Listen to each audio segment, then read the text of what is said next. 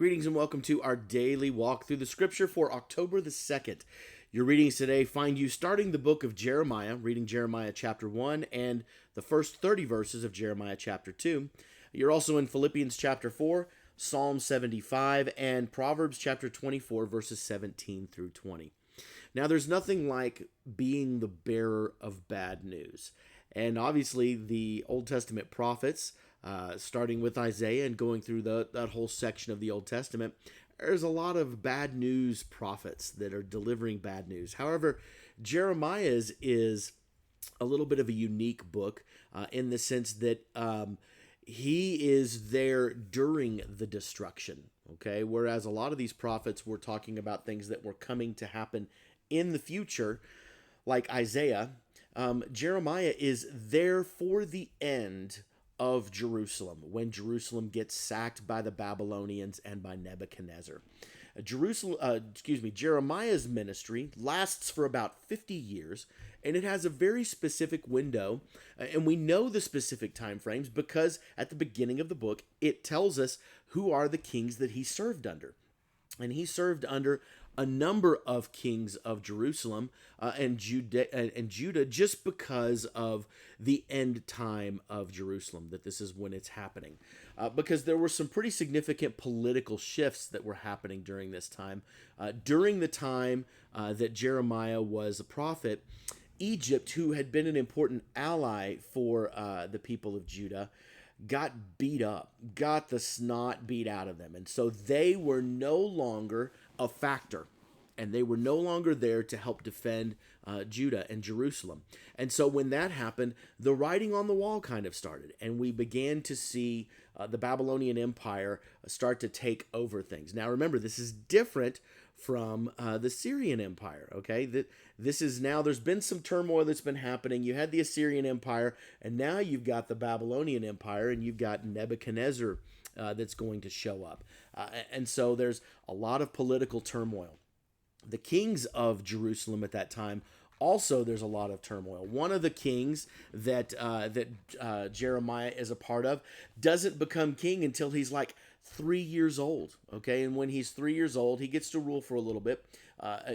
Josiah comes in, and he's, 8 years old, and he's there for 31 years, does a pretty good job.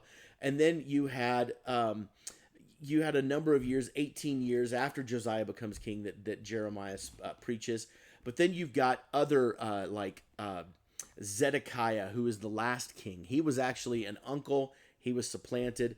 And Jeremiah has a bit of a tumultuous relationship with some of these kings, specifically the last one, because he at times gets along really well with the king, and other times the king just kind of lets Jeremiah get beat up by his enemies. There's one part in the passage in Jeremiah we'll read where he actually is thrown into a well or a cistern and basically has to be stuck in there until they finally convince the king, hey, let him go. Jeremiah is known as the weeping prophet, also known as the prophet of doom, because he's the messenger, and he gets a lot of flack because of it. He gets kind of taken down, and people don't like him because of what happens. And Jeremiah is written as an autobiographical book. Mainly, Jeremiah writes pretty much the entire book of Jeremiah, with the exception of probably the last chapter, which was written after his death. Jeremiah does not receive a hero's welcome at any time. Jeremiah actually has a pretty tough death. As we'll read, he tells people, hey, if you stick around Jerusalem, if you do not flee to Egypt, you will live and you will survive. Well, Israelites decide to flee anyway, and they force Jeremiah to go with him. And so Jeremiah ends up having a pretty rough death as well. But the book of Jeremiah is along with an autobiographical nature, is also the longest book in the Bible in terms of words. Jeremiah is very eloquent. His poetry is really second to none when it comes down to it. He has really a lot of amazing flourishings, and he has a lot of analogies that he uses of things being broken. Okay, and so there's we'll talk about clay pots and other things like that. Now, here's the confusing thing about Jeremiah. It is not in chronological order. like some of the other books, it kind of jumps around a little bit. For example, if you were really reading in autobiographical order, you'd start at chapter 1, and then you jump all the way, you go like the first 7 chapters, and then you jump all the way over to Jeremiah chapter 26, and then you come back to chapter 7, and you go over there, and then you jump to chapter 25, which is before chapter 26. So you see, it's not chronological. So you might read some events and go, what's going on here? That wasn't the purpose. The purpose of it was, again, to carry out the messages that God had for him. Jeremiah was actually a very timid individual, but God continued to assure him about being strong and courageous. And so Jeremiah then had to go and give this, and we see a lot of anguish of spirit several times within the book of Jeremiah. We see him anguishing, which is why he was called the weeping prophet.